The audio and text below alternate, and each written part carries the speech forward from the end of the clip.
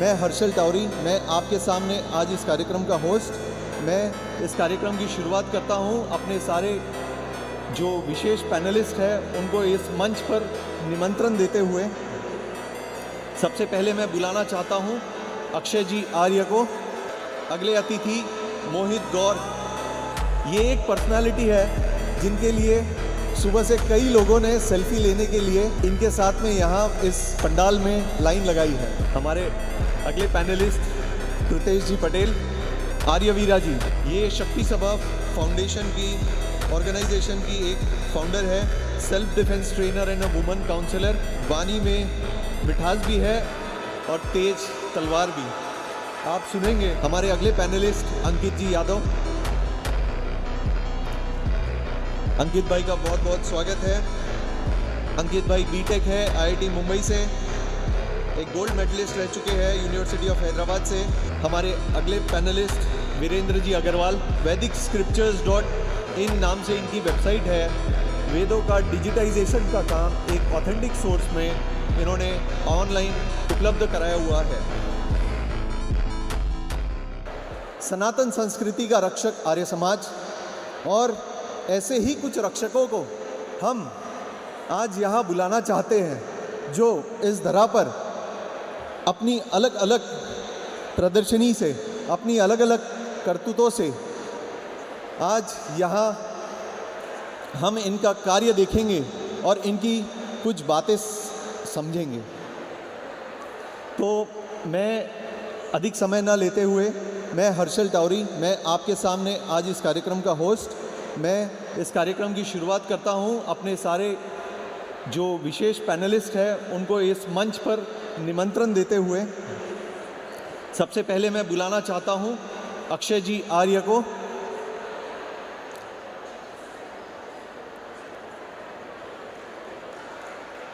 जोरदार तालियों के साथ स्वागत हो जाए।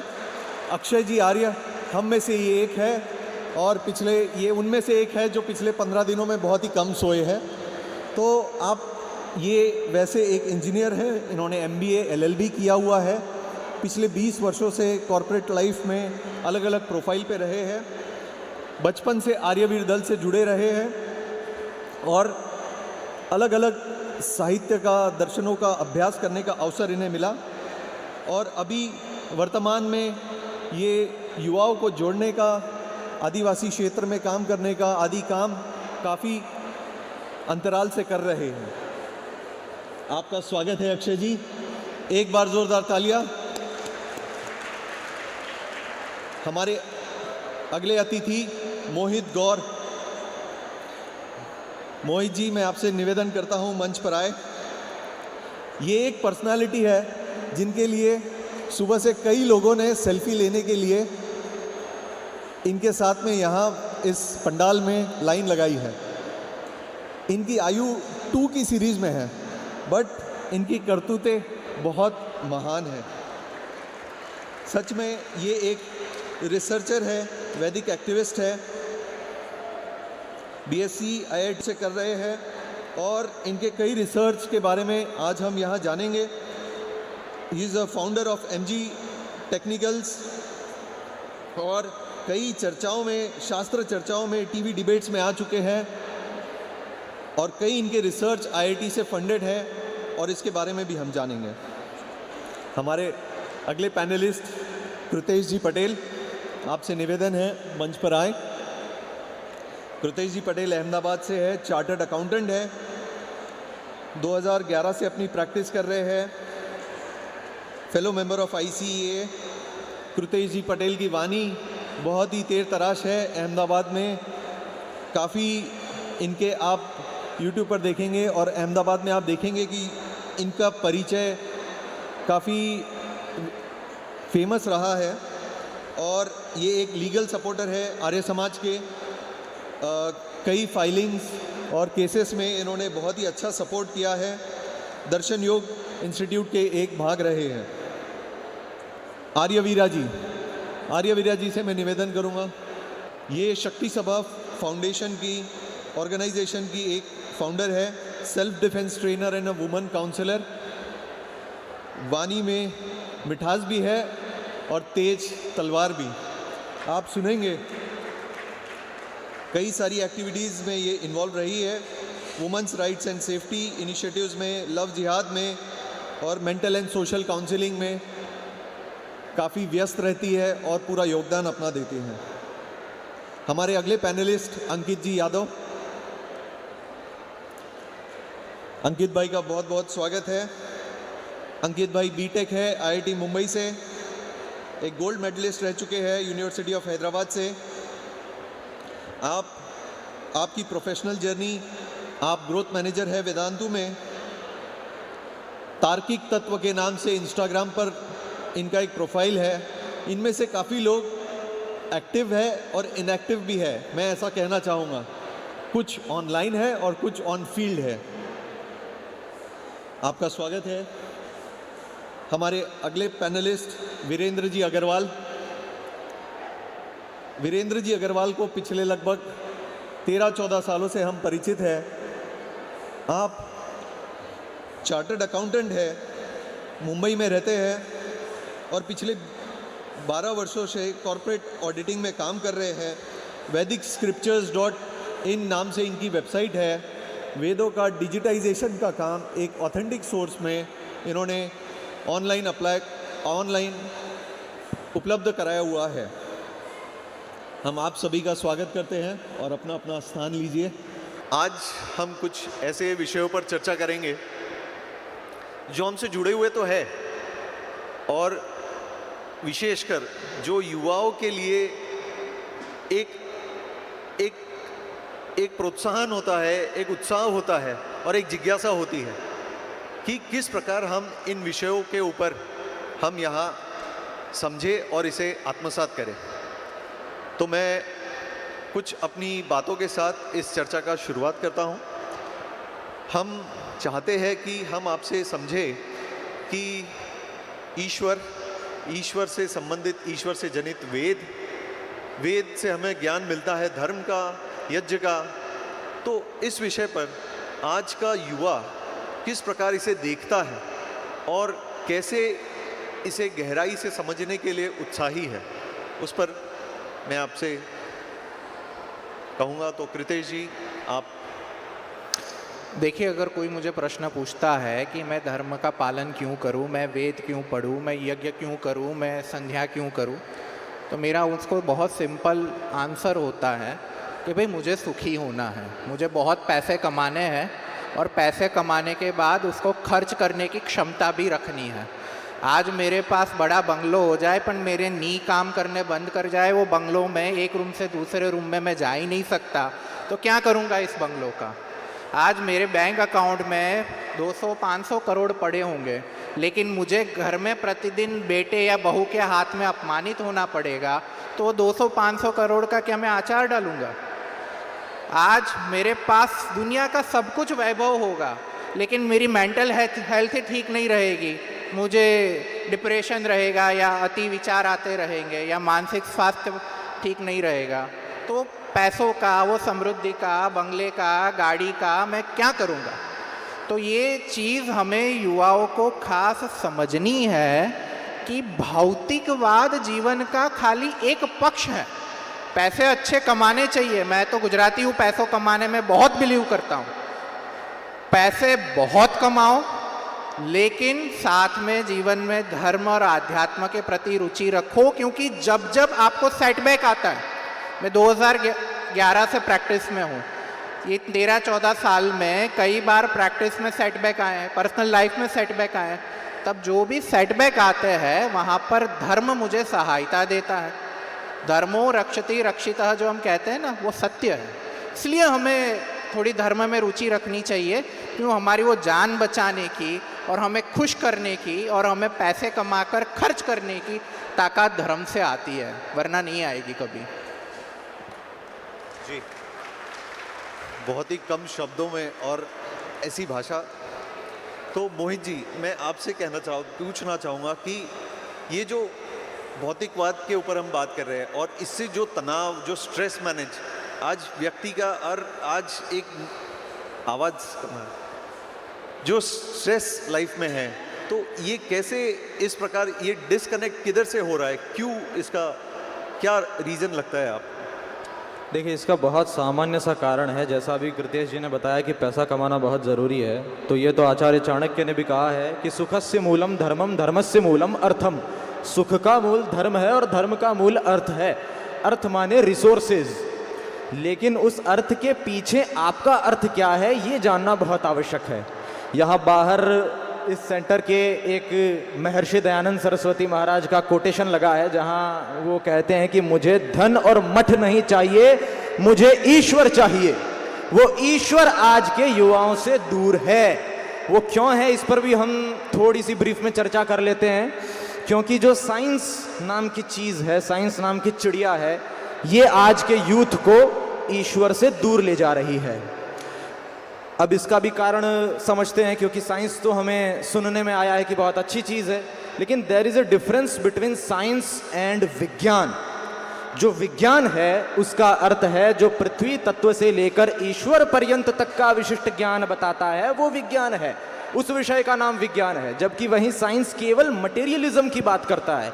आगे अभी हम इस बात पर भी चर्चा करेंगे कि साइंस के खुद के बहुत सारे ड्रॉबैक्स हैं, लेकिन ईश्वर को प्रमाणित करने के लिए खुद साइंस में ही फाइन ट्यूनिंग, कॉस्मोलॉजिकल आर्ग्यूमेंट और बहुत तरह तरह के आर्ग्यूमेंट्स हैं। लेकिन हमारा यूथ साइंस को भी उसी नज़र से देखता है जिस नज़र से मैकाले पुत्रों ने सिलेबस की रचना की है। उसके आगे साइंस का अस्तित्व भी युवाओं को नहीं बताया गया। अब कुछ लोग मुझे सोशल मीडिया पर व्यंग्यबाजी के लिए कहते हैं कि साइंस और विज्ञान में फ़र्क कैसे हुआ, ये तो वही बात हो गई कि शक्तिमान और गंगाधर अलग अलग हैं। तो मैं इस पर कहना चाहूँगा कि शक्तिमान और गंगाधर अलग अलग ही हैं। साइंस जो है वो गंगाधर है और विज्ञान शक्तिमान है। साइंस केवल मटेरियलिज्म तक ले जाता है, जबकि विज्ञान जो है वो आपको मोक्ष तक ले जाकर छोड़ता है। इसलिए ईश्वर को जानने के लिए आपको साइंस के साथ विज्ञान भी पढ़ना पड़ेगा। और मुझे लगता है ठीक से यदि आज के युवा साइंस को भी पढ़ लें तो उसमें भी बहुत सारे आर्ग्यूमेंट्स हैं जो ईश्वर को प्रमाणित करते हैं। फिर आगे जैसे विषय बढ़ेगा उस पर हम चर्चा करेंगे। जी अक्षय जी, मैं आपसे बात सुनना चाहूँगा कि किस प्रकार हम इसे आगे बढ़ा रहे हैं कि एक ये जो कनेक्ट है बिटवीन साइंस एंड स्पिरिचुअलिटी, आज हम ये कहाँ देख रहे हैं और कैसे इसको कितना जल्दी ग्रास्प। आज का युवा बहुत क्यूरियस है, आज हम हर जगह और कनेक्ट हो रहे हैं, लेकिन क्या चीज़ है जिसके लिए हम इसे मूल तत्व में, मतलब हमारी शिक्षण प्रणाली में भी इसे ला सके। इस प्रकार के लिए हम कहाँ डिस्कनेक्ट हो रहा है? धन्यवाद हर्षल जी।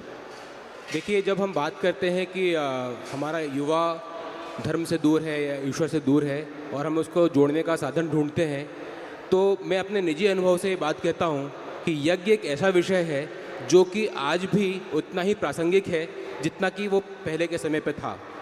यज्ञ आज एक ऐसा माध्यम है जो चाहे गरीब हो, अमीर हो, यहाँ तक कि कोई दूसरा मत हो, पंथ हो, संप्रदाय हो, भारत हो, विदेश हो, हर जगह किसी न किसी रूप में विद्यमान है। यज्ञ का जब मैं यहाँ पर अर्थ कह रहा हूँ तो वो है अग्नि का उपयोग। लेकिन क्या यज्ञ का उपयोग सिर्फ इतना है कि हमने अग्नि जलाई, उसके अंदर हमने कुछ पदार्थ डाले और सुगंधी हो गई, पर्यावरण शुद्ध हो गया और यज्ञ हो गया? नहीं। यज्ञ एक ऐसा विषय है जो व्यक्ति के आत्मिक विकास को, आध्यात्मिक विकास को एक नई सीढ़ी पे लेके जाता है। और जो ये विषय है यज्ञ, जब हम इसको जोड़ने की बात करते हैं, जब हम भारत की बात करते हैं, तो आज भी यज्ञ के प्रति जो लोगों की श्रद्धा है वो बहुत अधिक है। जैसे ही हम किसी से बात करते हैं कि हाँ हम आर्य समाज की तरफ से यज्ञ करना चाहते हैं, तो लोग शहर से तैयार हो जाते हैं। यज्ञ ऐसा विषय है जिसके माध्यम से हम हर व्यक्ति को बहुत आसानी से जोड़ सकते हैं। उदाहरण के तौर पर हम अभी भी कई क्षेत्रों के अंदर, यहाँ तक कि मुंबई के अंदर भी कई क्षेत्र और वनवासी क्षेत्रों में भी हम यज्ञ का प्रचार प्रसार कर रहे हैं और हमें बहुत अच्छा रिस्पांस मिल रहा है। इसका कारण ये है कि देखिए, जब हम कोई बात करते हैं और कोई तात्विक बात करते हैं तो शायद लोगों को इतनी जल्दी समझ में नहीं आती है, लेकिन जब हम एक उसके अंदर क्रिया जोड़ देते हैं तो लोगों को उसके अंदर इंटरेस्ट आने लगता है कि अच्छा यहाँ पर कुछ हो रहा है। और जब वो हम उस क्रिया का अर्थ के साथ समझाते हैं कि इस क्रिया का अर्थ क्या है, जब हम वैदिक रीति से यज्ञ करते हैं तो हर क्रिया की एक महत्व है, एक छोटा छोटा उसका अर्थ है जो कि बहुत महत्वपूर्ण है। जब हम उस अर्थ को बताते हुए करते हैं तो युवा का, बच्चे का या किसी का भी इंटरेस्ट धर्म को जानने के लिए बढ़ता भी है, साथ के साथ उसकी यज्ञ के प्रति रुचि भी बढ़ती है। और वो मैं समझता हूँ कि आज के युग में एक पहली सीढ़ी हो सकती है, पहली कड़ी हो सकती है, जो लोग धर्म से एक तरह दूर जा रहे हैं उनको हम जोड़ने का माध्यम बना सकते हैं। बहुत ही उदाहरण के साथ में उन्होंने अपनी बात रखी। तो समझ तो रहे हैं हम, और जो हमारी संस्कृति में सदा रहा है, लेकिन कहीं ना कहीं एक फिलॉसफी, जैसे मोहित जी ने भी कहा कि एक साइंस की बात जब आ रही है तो हमारा आज का युवा मॉडर्न साइंस से बहुत ही इंस्पायर्ड है। और मैं व्यक्तिगत भी बात कहूँ तो जब तक हायर एजुकेशन हुआ तब तक ऐसा था कि ये डिस्कनेक्ट है अभी भी। तो किस प्रकार, मैं अंकित जी से जानना चाहूँगा कि किस प्रकार मॉडर्न साइंस का जो इन्फ्लुएंस है वो युवाओं के ऊपर किस प्रकार काम कर रहा है। ये एक बहुत ही अच्छा प्रश्न है, और मैं आपको सबसे पहले बताना चाहूँगा कि जब ईश्वर की बात आती है, हम सबको क्या चाहिए। आप किसी युवा से जाके पूछेंगे भाई ईश्वर है कि नहीं, तो वो कहेगा दिखा दो जी, मुझे ईश्वर देखना है, कहाँ मिल रहे हैं ईश्वर, दिखा दीजिए। ठीक है, अब अगर मैं स्पेसिफिकली साइंस की बात करूँ तो साइंस जो है वो इंद्रियों पर बेस्ड है।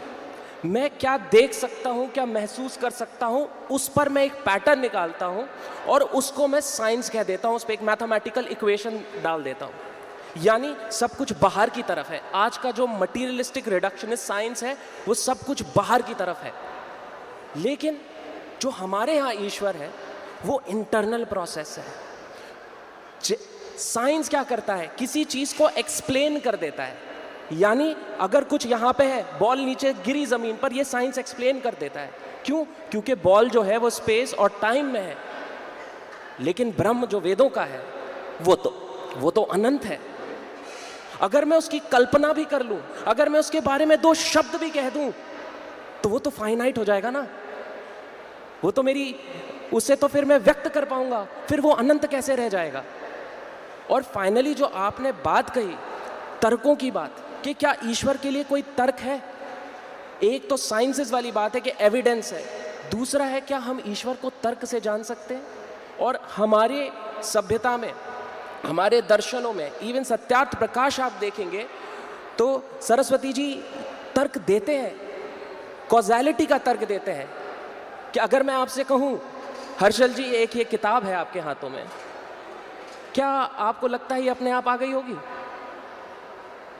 कोई ना कोई लेखक तो रहा ही होगा ना। बिल्कुल वैसा ही तर्क दिया जाता है कि ये जो यूनिवर्स है वो ऐसे तो आ ही नहीं सकता, उसका कोई ना कोई कॉज होगा। ये बहुत सालों पुरानी बात है, लेकिन आज भी मॉडर्न साइंस में इसको चैलेंज किया गया है। उसे कहते हैं फाइन ट्यूनिंग आर्ग्यूमेंट, कि ये दुनिया जो इतनी कॉम्प्लेक्स है, अगर सारी दुनिया के लोग सिक्के उछालें, 800 करोड़ जितने भी लोग हैं, और सब में चित्त आ जाए, उसकी संभावना बहुत कम है। उससे भी कम संभावना है इस दुनिया के एग्जिस्ट करने की, अगर कोई ईश्वर तत्व नहीं है तो। ये साइंस खुद भी मानता है। बहुत ही सटीक बात अंकित भाई ने कही। शानु देवी, अर्जेंट इमरजेंसी एक बात है। ये बच्चा है जिसका नाम है कमलेश, इनके माता पिता का नाम है मंजू और प्रेम सुख। मंजू और प्रेम सुख, आप हैं? आ जाइए, बहुत देर से रो रहा है बेचारा, प्लीज़ आ जाइए। धन्यवाद। प्लीज़। स्टेज कमेटी, हम लोगों को अपनी आवाज़ बहुत कम आ रही है, तो प्लीज़ आप लोग क्या साउंड थोड़ा ठीक कर सकते हैं। जब हम बोल रहे हैं तो हमें अपनी आवाज़ नहीं आ रही है, शायद वहाँ पे अच्छी आ रही होगी। शुरू करें जी। ठीक, तो अंकित भाई बात कह रहे थे यहाँ और वहाँ, तो ये बहुत ही सटीक बात है कि भाई हम किस चीज़ की बात कर रहे हैं। हम सनातन की बात कर रहे हैं कि हमारी जो संस्कृति है, तो एक कंपैरिजन हमेशा एक युवा के मन में चलता रहता है कि भाई वेस्टर्न फिलोसॉफी में हम किस प्रकार से ये देख रहे हैं। तो मैं आर्यवीरा जी को इनवाइट करता हूँ कि किस प्रकार एक युवा एक द्वंद्व में चलता है इन 2 चीज़ों के ऊपर। जी, वेस्टर्न फिलॉसफी की जहाँ तक बात आती है, तो मैं वैसे महिलाओं के क्षेत्र में काम करती हूँ, तो मैंने एक चीज़ बहुत गौर से देखी है। वेस्टर्न फिलॉसफी जो है वो नॉलेज बेस पर काम करता है, लेकिन जो भारतीय दर्शन है वो जीवन जीने का सलीका है। जैसे यदि मैं स्त्रियों के मामले में पाश्चात्य जो दार्शनिक थे, यदि मैं उनकी बात बताऊं आपको, तो अरस्तु हुए, एरिस्टोटल हुए, प्लूटो हुए, सुकरात हुए, इनके जो विचार थे स्त्रियों को लेकर, मतलब जैसे हम अभी धर्म की बात करें, हम वेद की बात करें, कहाँ हम बहुत ऊंचे ज्ञान की बात कर रहे हैं, लेकिन जब हम इनके लेवल पर आते हैं तो इनका जो ज्ञान है वो बहुत नीचे अटक जाता है। ये जैसे हमारे जो वेद है वो मनुष्य मात्र में भेद नहीं करते, लेकिन जो ये पाश्चात्य वाले हैं ये क्या कहते हैं कि जो स्त्री होती है, स्त्री के पास बुद्धि नहीं होती है, उसकी जो डिलिबरेटिव फैकल्टी होती है वो बहुत कम होती है।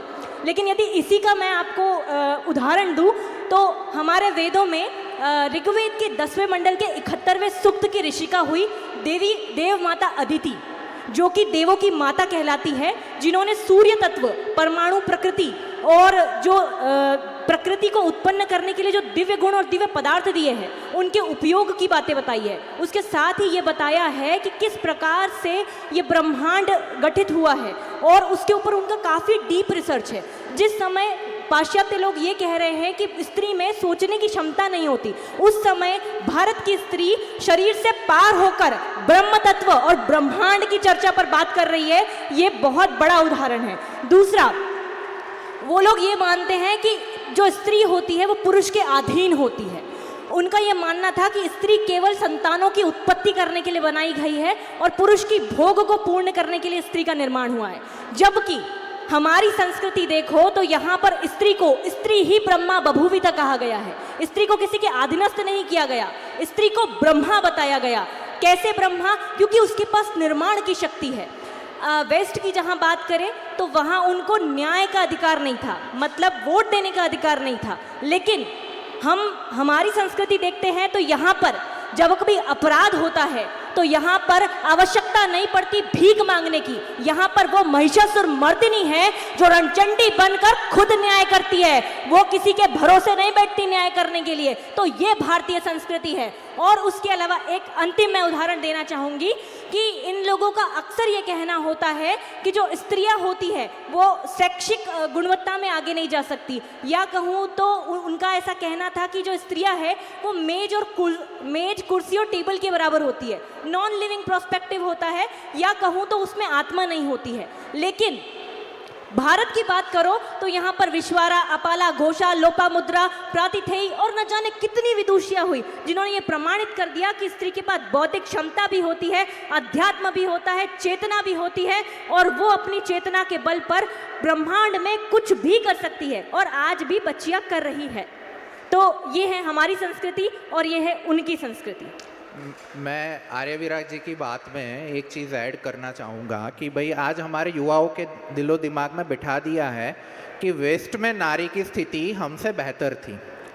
मैं उन युवाओं से प्रश्न पूछना चाहूँगा कि वेस्टर्न फिलॉसफी में आप एक महिला दार्शनिक का नाम बताओ जिसके दर्शन की चर्चा पूरे वेस्ट में होती हो। एक महिला दार्शनिक, उनके पास एक महिला दार्शनिक का नाम नहीं है इतने वर्षों में। और हमारे यहाँ पर आप मैत्रेयी याज्ञवल्क्य का संवाद पढ़ लो, गार्गी याज्ञवल्क्य का संवाद कर लो, गार्गी के प्रश्न पूछने की शैली देखकर अंत में याज्ञवल्क्य जी को कहना पड़ रहा है, अरे गार्गी तू अति प्रश्न मत कर, बहुत पूछ लिया तूने। हमारे यहाँ पे महाभारत के शांति पर्व में एक सुलभा नामक स्त्री का आख्यान आता है जो महाराजा जनक के साथ ब्रह्म विद्या विषयक प्रश्नोत्तरी करती है, और महाराज जनक से वो ब्रह्म विद्या विषयक जो बातें करती है, महाराज जनक से ज्ञान प्राप्त। ऐसा एक एग्जाम्पल वेस्टर्न फिलॉसफी में मुझे कोई व्यक्ति दिखा दे कि जहाँ पर स्त्री ने इतने हाई लेवल की दार्शनिक चर्चा करी हो। अगर आपके पास ऐसा कोई एग्जाम्पल नहीं है तो आप कम से कम ये मिथ्या आरोप ना लगाओ कि भारत में स्त्रियों को पढ़ने का या दार्शनिक चर्चा का अधिकार नहीं था और वेस्ट में उनकी स्थिति बहुत अच्छी थी। मैं मध्यकालीन समय की बात नहीं कर रहा हूँ। मध्यकाल में नो डाउट स्त्रियों के साथ अन्याय हुआ है, लेकिन जब हम जो परंपरा, ऋषि परंपरा की बात कर रहे हैं, जिसको हम अनुसरण करने की बात कर रहे हैं, उसमें आप कोई दोष हो तो मुझे बताओ। जी, इस पे बस मैं एक विचार कहना चाहूँगी। जैसे आपने वेस्टर्न फेमिनिज्म के बारे में बताया कि ये जो वेस्ट वाले लोग बहुत अट्रैक्ट होते हैं, ये लोग क्या होते हैं, आज जो हमारे वर्तमान समय में भारत में चल रहा है फेमिनिज्म का, ये लोग क्या करते हैं, भारतीय सनातन धर्म में कमियां निकाल कर लेके आते हैं। कोई सती प्रथा पर बात करेगा, कोई देवदासी प्रथा पर बात करेगा, अलग अलग प्रथाओं पर इनके क्या कह सकते हैं, कमियां निकालते हैं धर्म में। लेकिन यदि मैं वेस्ट की बात करूं जिनसे ये प्रभावित होते हैं तो वो वेस्ट ही है जहां पर विच हंटिंग होती है, मतलब महिलाओं को पाप की जड़ और चुड़ैल तक बोलकर जला दिया जाता है। हजारों महिलाओं को जला दिया जाया था, मतलब जला दिया गया है उसके पीछे। यदि मैं बात करूं यूरोप की, तो यूरोप में महिलाओं को आज भी, मतलब आज भी नहीं, मतलब थोड़े समय पहले तक जो मैं कहूँ कि 18वीं सदी से पहले तक उन्हें ना संपत्ति का अधिकार था, ना उन्हें शिक्षा का अधिकार था, और जैसे कि मैंने पहले बताया कि उन्हें तो जीव भी नहीं माना जाता था। तो इस तरीके की जो चीज़ें हैं, इससे वो प्रभावित हो रही है। यदि अफ्रीकन जनजाति की आप बात करो तो वहाँ पर होता है FGM, मतलब फीमेल जेनाइटल म्यूटिलिएशन। उनकी जो आत्मिक नियंत्रण होता है या शारीरिक नियंत्रण होता है, वो भी पुरुषों के और समाज के अधीन कर दिया जाता है। वो स्त्रियों के पास नहीं होता। स्त्रियां अपने दम पर अपने शरीर का निर्णय नहीं कर सकती। तो ये स्थिति वहाँ की है, लेकिन बड़ा दुख होता है ये देखकर कि इतना सब वहाँ पे था और हमारे यहाँ तो अध्याय क्या बोलूँ मैं, कोष भंडार भरे पड़े हैं, उसके बावजूद भी हमारी बच्चियाँ वहाँ से प्रभावित होती है। ये बहुत बड़े दुख की बात है जी। मैं बहुत ही, मतलब ये समस्या हम जड़ से समझ रहे हैं और हम ये देख रहे हैं कि हमारा इतिहास कितना गौरवान्वित रहा है, कि हमें वहाँ से सदा प्रेरणा मिलती रही है।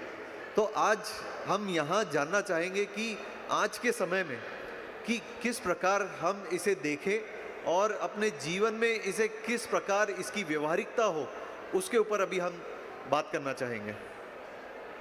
इस पर देखिए, मेरा बहुत क्लियर पक्ष है कि आज के समय में समस्या इसलिए हो रही है कि हमने हमारे संतानों का जो अपब्रिंगिंग है, उनको बड़ा करना है ना, उसको आउटसोर्स कर रखा है कि भाई बच्चों को पढ़ाएगा कौन, तो के स्कूल वाले पढ़ाएंगे। स्कूल वाले ठीक से नहीं पढ़ा रहे तो चलो ट्यूशन लगा दो 4।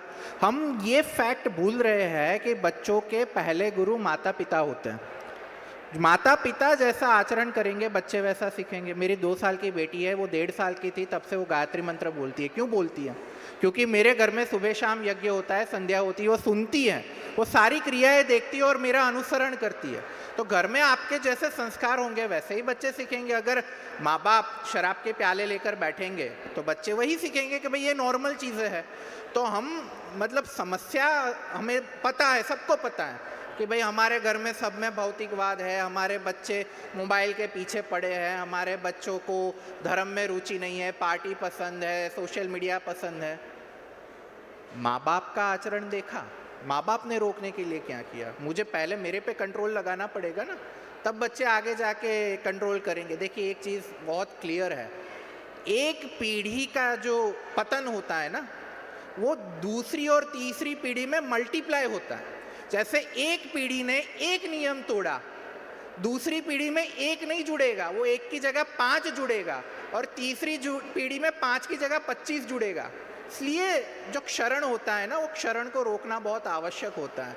तो ये घर से शुरू करना पड़ेगा कि भाई मुझे मेरे बच्चों की पेरेंटिंग कैसे करनी है। Parenting is not a part time job, it's a full time job. तो हमें यूथ को ये समझना पड़ेगा कि भाई पैदा करना खाली सफिशिएंट नहीं है, पालना और बड़ा करना पड़ेगा। और हम चाहते हैं कि भाई वो आइडियोलॉजिकली धार्मिक बने, तो हमें भी धार्मिक बनना पड़ेगा, बाकी कोई विकल्प नहीं है।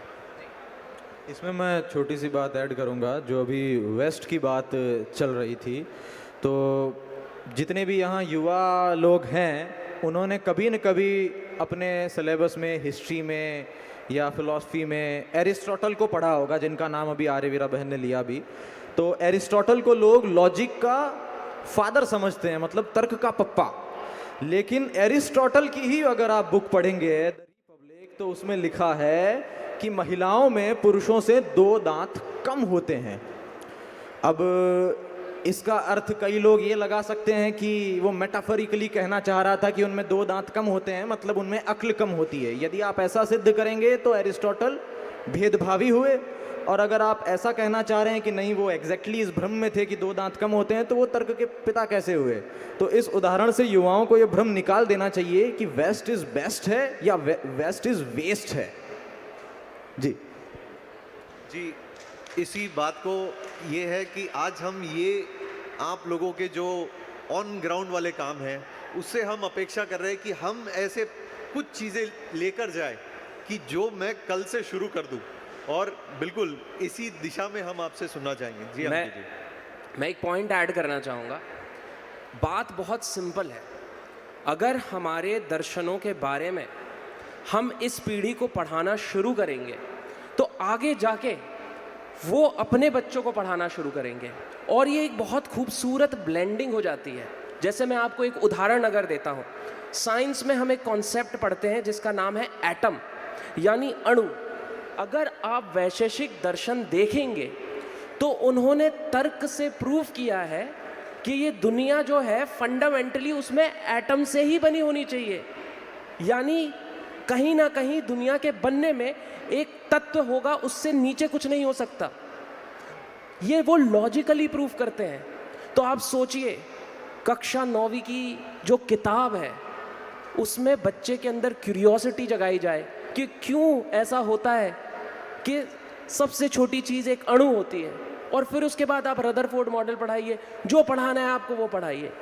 मुझे लगता है एक ब्लेंडिंग की ज़रूरत है, क्योंकि हमारे पास भी तर्क की वो शक्ति रही है, हम तर्क में बहुत आगे रहे हैं। बिल्कुल, मैं सहमत हूँ इस बात से कि जैसा कृतिश भाई ने कहा कि पेरेंटिंग बहुत इम्पॉर्टेंट है और शिक्षा के अंदर इसको लेके आना बहुत ज़रूरी है। लेकिन समस्या यहाँ पर आती है कि आज हम एक शिक्षा व्यवस्था से बंधे हुए हैं। अधिकांश बच्चे हमारे स्कूलों में पढ़ते हैं जहाँ पर इन विषयों के ऊपर चर्चा नहीं होती। तो अभी हमारे पास रास्ता क्या है? क्योंकि नई शिक्षा नीति आएगी, उसके अंदर बदलाव आएंगे, हमारे विषयों में पढ़ाया जाएगा, तब तक तो हमारा समय निकलता जा रहा है। तो हमारे पास रास्ता क्या है? हमें एक पैरेलल एजुकेशन सिस्टम कह सकते हैं उसको आसान शब्दों में, जिसका अर्थ ये है कि हमें अपने घरों पर इस तरह के विद्वानों के साथ में बोले, या हमें खुद भी, मैंने कई पेरेंट्स से मिला हूँ, कई पेरेंट्स से मिलता हूँ, मेरे कई मित्र हैं, वो हमेशा क्योंकि जब भी हमसे मिलते हैं तो ईश्वर की कृपा है कि हम लोग आर्य समाज के संपर्क में रहते हैं, तो कुछ उन लोगों से ज़्यादा जानते हैं, तो उनकी हमेशा अपेक्षाएं रहती हैं कि यार आपको बहुत पता है, थोड़ा सा आप भी हमारे बच्चों को बताइए। तो ये बात मैं इसलिए यहाँ पर कहना चाहता हूँ कि आज भी युवा पीढ़ी चाहती तो बहुत है कि हमारे बच्चे जो पुरानी संस्कृति थी, क्योंकि मानते सब हैं, उनको रास्ता नहीं पता है, उस रास्ते को लाने के लिए हम कुछ इस दिशा में प्रयास कर रहे हैं, जहाँ पर कि हम छोटी छोटी क्लासेस चलाएं और बच्चों को अधिक से अधिक मात्रा में इस चीज़ की लाइव क्लासेस दें और उनको जोड़ें, और साथ में पेरेंट्स को भी जोड़ें। अक्षय जी का एक इनिशिएटिव, उनकी टीम का इनिशिएटिव 1 मंथ 1 मंत्र, तो हर महीने में बच्चे को एक नया मंत्र का शिक्षा देना, वो भी एक पार्ट है। आगे मैं वीरेंद्र जी को इनवाइट करना चाहूँगा कि जो युवा है ये एक सोर्स हमेशा देखना चाहता है कि एक ऑथेंटिक सोर्स हमें मिले। अभी जैसे वैशेषिक की बात हुई तो ये बात आई, लेकिन जिस हिसाब से अंकित जी ने उसे सामने रखा कि उसकी गहराई हमें मूल में देनी है, हमें बच्चों को देनी है, हमें टीचर्स को देनी है, तो इस प्रकार का जब ऑथेंटिक सोर्स मिलता है तो उसकी बात, उसकी रंगत अलग होती है। तो उस विषय में कुछ अपनी बात रखें। बिल्कुल बिल्कुल आपने सही कहा। आज का जो युवा है वो ऐसा है कि आप उसको जस्ट बोल देंगे कि वेद में ये लिखा है या ये करना चाहिए, तो वो मानेगा नहीं। वो बोलेगा इसका एविडेंस क्या है, क्या आप मुझे वेद में दिखा सकते हैं ये बात। तो दिखाने के लिए अब वेद इतना वास्ट है कि नॉर्मल घरों के अंदर में वेद रखा हुआ नहीं होता है, पौराणिक मंदिरों में होता नहीं है। एक आर्य समाज है जो वेद को संजोए हुए है, आर्य समाजियों के घर में आपको वेद मिलेगा। लेकिन आज Arya Samaj over last 150 years इतना ज़्यादा वेद के ऊपर लिख चुका है कि खुद आर्य समाजियों को पता नहीं है। वेद को डिजिटाइजेशन करने की ज़रूरत है और उसको इतना इजीली अवेलेबल करने की ज़रूरत है इंटरनेट पे कि जब भी कोई युवा बोले कि दिखाओ, तो जो दिखाने वाला है वो बड़े आराम से उसको एक वेबसाइट पे ले जा करके वो एविडेंस दिखा सकता है। आई एम श्योर आप लोग सभी अपने अपने क्षेत्र में रिसर्च कर रहे हैं, तर्क वितर्क कर रहे हैं, ग्राउंड पे वर्क कर रहे हैं, और उस समय जब भी आपको वेद में मंत्रों की या उसकी व्याख्या की ज़रूरत पड़ती होगी तो आप ऑनलाइन सर्च करते होंगे। मोस्ट प्रोबेबली आप vedicscriptures.in जो कि चेन्नई समाज का है, ved.com जो दिल्ली आर्य प्रतिनिधि सभा का है, इत्यादि वेबसाइट्स पर आते होंगे और उसके ऊपर में आपको कंटेंट अवेलेबल हो जाता होगा। थोड़ा और बताना चाहूँगा कि ये कितना वास्ट है।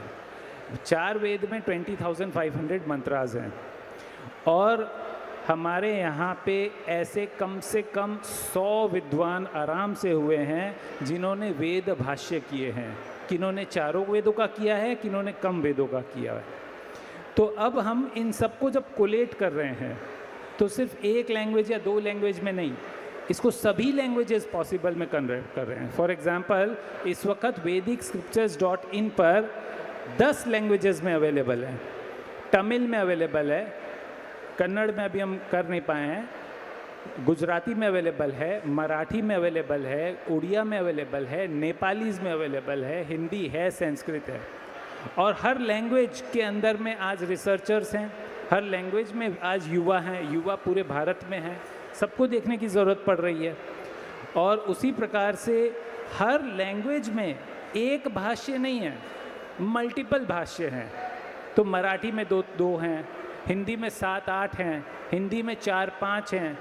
तो ओवर एंड ओवर इस वक्त 1,70,000 रिकॉर्ड्स हैं। तो क्या युवा सही में आ रहे हैं? vedicscripture.in पे जेन्युइन व्यूज़ की बात बता रहा हूँ, 15 मिलियन व्यूज़ हैं, 1.5 करोड़। और अगर यूनिक विजिटर की बात की जाए तो 3.5 लाख विजिटर्स हैं। तो इतने सारे विजिटर्स ऑब्वियसली मोस्टली युवा ही हैं। उसमें 1%, 2%, 5% आई डोंट नो, रिसर्चर्स हैं आप लोगों के जैसे जिनको बहुत रिसर्च में हेल्प मिल रही है, और बाकी युवा वो हैं जो एविडेंस देखने के लिए आ रहे हैं। धन्यवाद। बहुत ही बढ़िया बात कही है कि किस प्रकार कैसे, मतलब आज ये जब प्रोजेक्ट इन्होंने शुरू किया तब तो हम AI जानते भी नहीं थे। आज जब युवा देखता है तो जब इतने लैंग्वेजेस में और इतने प्लेटफॉर्म पे और ये आर्ष विद्वानों का जब भाष्य इस पर अवेलेबल है, तो जब AI कुछ जानना चाहेगा तो पब्लिक जब जानने चाहेगी तो वो वहाँ से डिलीवर होगा। ये इसका पोटेंशियल है। तो इस दिशा में और भी जो डिजिटाइजेशन से संबंधित, मैं मोहित जी से निवेदन करूंगा कि इसमें किस प्रकार का आकर्षण युवाओं के लिए होता है। जी, तो सबसे पहले तो मैं वीरेंद्र जी का यहाँ मंच से धन्यवाद करना चाहूँगा, क्योंकि मैंने अभी तक, मैं और मेरी टीम ने जितना भी शोध कार्य किया है उसमें वेद से संबंधित जो वैदिक स्क्रिप्चर्स वेबसाइट है वो हर जगह काम आती है। और मुझे लगता है कि कृतेश जी भी इस बात से सहमत होंगे, जब भी हम वेद से संबंधित कोई कार्य करते हैं तो वैदिक स्क्रिप्चर्स के बिना हम नहीं कर पाते हैं। तो इस कदर इन्होंने ये प्लेटफॉर्म डेवलप किया है। इसके साथ मैं आज यहाँ पे जितने भी युवा उपलब्ध हैं उन सब के लिए एक अपॉर्चुनिटी भी अनाउंस करना चाहूँगा। पर उससे पहले एक छोटा सा एक प्रेरणा, महर्षि दयानंद का एक कोटेशन है। वो कोटेशन कहता है कि दयानंद के नेत्र आप सभी को यहाँ दिखाई दे रहे होंगे, जो तस्वीर लगी है उन नेत्रों पर ध्यान दीजिएगा। एक कोटेशन है उनका, दयानंद के नेत्र उस दिन को देखना चाहते हैं जिस दिन इस देश के लाखों करोड़ों निवासी दैन्य, दारिद्र्य तथा पराधीनता के पाशों को छिन्न भिन्न कर सच्चे स्वराज्य की प्राप्ति कर लेंगे। मुझे मोक्ष नहीं चाहिए, दयानंद के नेत्र उस दिन को देखना चाहते हैं। ये उनका कोटेशन था। और उन दिनों को दिखाने के लिए हमने एक प्रोजेक्ट इनिशिएट किया है, जो मैं निवेदन करूंगा यहाँ की टेक्निकल टीम से कि एक PDF है उसे यहाँ पर शो किया जाए। IIT बॉम्बे के कोलैबोरेशन में मेरा YouTube चैनल भी है विज्ञान दर्शन नाम से, और उसी नाम से विज्ञान दर्शन रिसर्च ऑर्गेनाइजेशन VDRO एक हमने संस्था इसी कार्य के हेतु निर्मित की, और एक research project professor Gopal Dikshit के कोलैबोरेशन में हमने साइन किया है, जिसकी अभी हायरिंग चल रही है, जहाँ पर हम लोग रिसर्च करेंगे थ्योरेटिकल फिजिक्स पर और वैदिक स्टडीज़ पर। यानी आप अप्रोप्रिएटली कह सकते हैं कि हम वेदों पर शोध करना चाह रहे हैं इस प्रोजेक्ट से। और हम इस प्रोजेक्ट के लिए 20 रिसर्च इंटर्न्स को इनवाइट करते हैं, वो अप्लाई कर सकते हैं। यहाँ पर इसका सेकंड जो थर्ड पेज है उसको दिखाइए, इसमें QR कोड होगा, उस QR कोड का आप फ़ोटो खींच लीजिए, उसको स्कैन करके आप अप्लाई कर सकते हैं। और मेरा ये संकल्प है कि मैं महर्षि दयानंद को अपना गुरु मानता हूँ। उन्होंने नारा दिया था कि वेदों की ओर लौटो। मैं चाहता हूँ कि इस प्रोजेक्ट के बाद में नारा ये बने कि वेदों की ओर लौटना पड़ेगा। मैं इस संकल्प के साथ इस प्रोजेक्ट को लॉन्च करने के लिए 20 रिसर्च इंटर्न्स को इनवाइट करता हूँ। उनका इंटरव्यू IIT बॉम्बे की टीम से होगा और यदि वो सेलेक्ट होंगे तो इस रिसर्च प्रोजेक्ट में काम करेंगे। और अभी जब हम यहाँ पर युवाओं की प्रदर्शनी देख रहे थे तो वहाँ पर लाला लाजपत राय, महात्मा हंसराज, भगत सिंह, अनेक लोगों की कतार थी। हम ये मान सकते हैं कि ऋषि दयानंद तो हम में से कोई नहीं बन सकता, क्योंकि हम मानते हैं कि उनका एक बहुत बड़ा पेडेस्टल था। लेकिन ऋषि दयानंद के जो अनुयायी हुए आर्य समाज के इन 150 वर्षों में, क्या उस कतार को हम आगे नहीं बढ़ा सकते? और यदि इसका उत्तर ये है कि उस कतार को हम आगे नहीं बढ़ा सकते तो हम यहाँ क्यों बैठे हैं? मैं तमाम युवा जो इस मंच पर और जो इस भीड़ में उपस्थित हैं उनसे निवेदन करना चाहूंगा कि आज संकल्प लेकर जाएं कि उस कतार का हिस्सा आप बनेंगे, तभी आर्य समाज के 150 वर्षों को आगे बढ़ाने का सार्थक भाव है। इस पूरे मिशन में कौन कौन साथ है वो एक बार हाथ ऊंचे करके अपनी सहमति जरूर दिखाएं। आज के इस वक्तव्य को मैं यही विराम दूंगा। धन्यवाद। मैं एक बात जोड़ना चाहूँगा कि आजकल सब कहते हैं ना कि आर्य समाज में युवा नहीं आ रहे या आर्य समाज युवाओं के प्रति कार्य नहीं कर रहे हैं। तो ये आज के लोगों में जो मान्यता घर कर गई है कि भाई आर्य समाज कुछ कार्य नहीं कर रहा है, आर्य समाज युवाओं के प्रति सचेत नहीं है। अरे भाई, आर्य समाज संगठन भी पूरी तरीके से सक्रिय है, हमारे पदाधिकारी, हमारे नेता लोग भी हमारे साथ हैं और आज इन्हीं नेताओं का आशीर्वाद है कि भाई ये प्रोजेक्ट हम IIT बॉम्बे में कर पाए और उन्होंने फ्रीडम दे रखी है कि भाई आपको जो रिसर्च करना है करो, लेकिन वेद पर रिसर्च होना चाहिए। तो हमें आज के समय में बहुत आवश्यक है कि जो धर्म का जो तार्किक स्वरूप है ना वो बच्चों के सामने लाना पड़ेगा। आज हम बच्चों से चर्चा करते हैं तो वो चर्चा प्रश्नोत्तर फॉर्म में होती है, बच्चों को भाषण नहीं पसंद। मेरे साथ भी कोई चर्चा करने पहले तो वो डिबेट करने आते हैं ज़्यादा से ज़्यादा लोग कि भाई हमें डिबेट करनी है। हाँ भाई करो, और क्या, प्रश्न होते हैं, उत्तर होते हैं और हमें तर्कों से उत्तर देना पड़ेगा। हमें ये मान्यता दूर करनी है कि धर्म का तर्क से कोई लेना देना नहीं है। शायद सनातन धर्म विश्व में एकमात्र धर्म होगा जिसमें महर्षि यास्क ने 5000 वर्ष पहले लिखा था कि भाई जब ऋषियों का अभाव होगा तो तर्क तुम्हारा ऋषि होगा। तो जिस परंपरा ने तर्क को ऋषि की उपमा दी, उस परंपरा को तर्कों से हमने दूर क्यों किया? जिस परंपरा ने पूरा प्रश्नोपनिषद लिखा, जहाँ पे प्रश्न उत्तर है, या आप जितने भी उपनिषद देख लो, कठोपनिषद क्या है? गुरु शिष्य संवाद है ना। आप छांदोग्य उपनिषद देख लो, उसमें भी संवाद आते हैं। तो जहाँ पे प्रश्न पूछना बहुत सहज था, उस धर्म में आखिर ऐसा क्या हो गया कि भाई प्रश्न पूछना गुरु निंदा माने जाने लगी या पाप माने जाना लगा? इसको हमें दूर करना है। हमें युवाओं के प्रश्नों से नहीं भागना है, उनको प्रश्न नहीं रोकने हैं, उन प्रश्नों को सही दिशा में लेकर जाना है। तभी युवा हमारे साथ जुड़ेंगे और धर्म के वास्तविक स्वरूप को हम लोगों के पास रख पाएंगे। जैसे आर्य वीरा जी का बहुत बड़ा कार्य है महिलाओं के बीच में। अब बेटियां लव जिहाद के में इन्वॉल्व हो जाती है, अब उसको आप कैसे रोकोगे? आर्य वीरा जी हमारा मार्गदर्शन उस पर करेंगे। धर्म के बिना आप उसको रोक ही नहीं सकते हो। हमारे बच्चों को अगर आप संस्कार सही नहीं दोगे ना, तो मैं चैलेंज देता हूँ, उन पर कोई बंधन आप नहीं लगा सकते। आर्य वीरा जी अपना अनुभव बता सकती है। जी, मैं इस पे एक बात कहना चाहूँगी कि जब बच्चे का दिमाग खाली होता है ना, हम हमेशा कहते हैं खाली दिमाग शैतान का घर होता है। ठीक वो आज के युवा समुदाय के साथ हो रहा है। जब आप अपनी बेटियों को या ये समाज अपनी बेटियों को और बेटों को धर्म नहीं सिखाता, तब कोई और विधर्मी आता है जो उनकी बेटियों को भटकाता है, उनके 35 टुकड़े, 32 टुकड़े, 64 टुकड़े करके उनको सूटकेस और फ्रिज में पैक करता है। और ये होता क्यों है? जैसे कि बात तर्क पे आई, तो हमने क्या किया है, एक सबसे बड़ी विकृति हमारे समाज में फैली है, वो है पाखंड। आज जगह जगह पर पाखंड आपको देखने मिलेगा। आज सनातन धर्म के नाम पर बड़ी बड़ी कथाएं हो रही है, बड़े बड़े नाम लिए जा रहे हैं कि अरे सनातन धर्म की देखो इतनी पहुंच है, इतने करोड़ लोग हैं सनातन धर्म में जीने वाले। लेकिन जहां मैं बात करूं कि धरातल पर काम करने वालों की, तो धरातल पर काम करने वाले नहीं दिखते।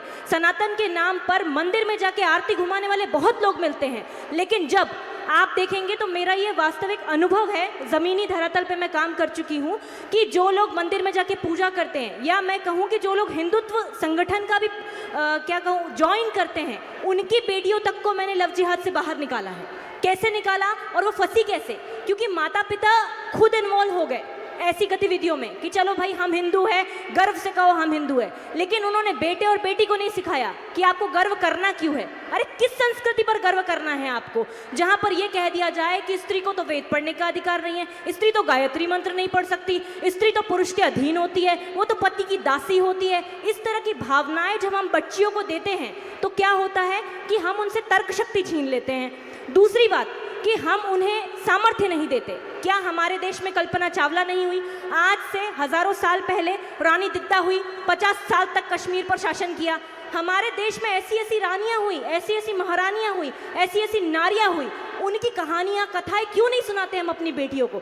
जब हम उनका दिमाग खाली छोड़ देते हैं तब क्या होता है? एडवर्टाइजमेंट होते हैं, विधर्मी आते हैं, लव जिहाद के जाल में फंसाते हैं, प्यारी प्यारी बातें करते हैं। एक एज के बाद बॉडी में, फीमेल्स बॉडी में या मेल बॉडी में चेंजेस होने लगते हैं, हम अपने बच्चे से डिस्कस नहीं कर पाते, जिसके कारण ये होता है कि आपके बच्चे के उन भावनाओं को और आपके बच्चों की उन बुद्धि को कोई बड़े आराम से उनकी ब्रेन फीडिंग करता है। जैसे कि कृतेश जी ने सबसे पहले कहा था कि पेरेंटिंग में जो होती है ब्रेन फीडिंग, वो बहुत ज़्यादा ज़रूरी होती है। तो आज के समाज में हमने, मैं कहूँ कि हमारे पूरे समुदाय ने ब्रेन फीडिंग करना बंद कर दिया है। जहाँ तो हमारी संस्कृति में स्त्री को शक्ति कहा जाता है, चंडी कहा जाता है, रक्त चंडिका कहा जाता है, उस संस्कृति में आज बेटियों की दुर्दशा देखो तो हर और बेटियों के प्रति अपराध है, हर और अपराध। तो क्यों नहीं हम अपनी बेटियों की ब्रेन फीडिंग करते? क्यों नहीं हम उन्हें बताते कि एक किरण बाईसा भी हुई थी जिसको अकबर ने नवरोज के मेले में चुपके से अपने धोखे से अपने हरम में बुलाया था, और वो किरण बाईसा उसकी छाती पर चढ़ गई और खंजर निकाल दिया, बोला बोल अभी खत्म कर दूंगी तेरे को यदि तूने हिंदू नारी पे नजर डाली तो। ये जो चीजें हैं ना, ये कहानियां हम बच्चियों को नहीं सुना रहे हैं। हम इस पर मैं 1 मिनट और लेना चाहूंगी कि जिस तरीके से लोग कहते हैं कि बहुत सारी समस्याओं पर बात होती है, तो मैं थोड़े समाधानों पर बात करती हूँ कि पिछले 3 साल से हम लाइव ऑनलाइन वेबिनार्स करते हैं। आप चाहे आपकी बच्चियां और बच्चियां हमसे जुड़ सकती है, जिसमें वो जो प्रश्न करना चाहे वो खुलकर प्रश्न कर सकती है, जिसका प्रभाव भी पड़ा है। हम ज़मीनी स्तर पर जाके शक्ति भवा इवेंट्स करते हैं, वो हम स्कूल में, कॉलेज में, गाँव में, देहात में, ट्राइबल एरियाज़ में, जहाँ 2 बोरी चावल के लिए बच्चियों को बेच दिया जाता है, ऐसी जगह पर हम ऐसे इवेंट्स को प्रचारित करते हैं। उसका फ़ायदा इतना ज़्यादा हमको मिला कि बहुत ज़्यादा मात्रा में बच्चियां हमसे जुड़ने लगी, किशोरियां हमसे जुड़ने लगी, और वो अपनी समस्याएं हमको बताने लगी। तो होता ये है कि हमें ज़रूरत है उनके पास जाने की। हम इसको स्कूल में ले जा सकते हैं, गाँव में ले जा सकते हैं, हम बच्चों से मिल सकते हैं। आज सोशल मीडिया ने जिस लेवल पर उनका दिमाग ख़राब किया है, उसको सही केवल उनसे पर्सनल काउंसलिंग करके ही किया जा सकता है, और धरातल पर काम करके ही किया जा सकता है। तो धरातल पर काम करना होगा जी। एक लाइन में ऐड करूंगा, अक्षय भाई ने एक बात कही थी, उसमें समय की सीमा है, बस हम एक कंक्लूजन की तरफ बढ़ेंगे। हाँ, कि न्यू एजुकेशन पॉलिसी की आपने बात की थी, जो NEP है उसी का उपक्रम है इंडियन नॉलेज सिस्टम IKS। हाँ। तो हम ये जो रिसर्च प्रोजेक्ट की बात कर रहे हैं, इस रिसर्च प्रोजेक्ट का जो भी डेटा आर्टिकलाइज होगा उसे न्यू एजुकेशन पॉलिसी के तहत जो IKS प्रोग्राम है उसी में सबमिट किया जाएगा। और इसीलिए मैंने कहा वेदों की ओर लौटना पड़ेगा, क्योंकि हम इसे सिलेबस में इंट्रोड्यूस करेंगे, और जब वो बात प्रमाणित हो जाएगी तो सिलेबस में उसे इंट्रोड्यूस करना पड़ेगा। तो इस रीति से हमें काम करना पड़ेगा, जो ब्रेन वॉश मैकाले ने किया उसे वापस रीवॉश किया जाए जी। 30 सेकंड में कहूंगा कि अंकित जी अपनी बात रखे, हमें कंक्लूजन की तरफ बढ़ना है। मैं बस इतना कहना चाहता हूँ, हमारा धर्म बहुत तार्किक रहा है। आप कोशिश करिए कि अपने बच्चों को एक किताब आती है न्याय दर्शन के ऊपर, उसके बारे में पढ़ा दें, उनके बहुत सारे सवालों का जवाब उनको तर्क के साथ मिल जाएगा। मैं बस इतना चाहता हूँ।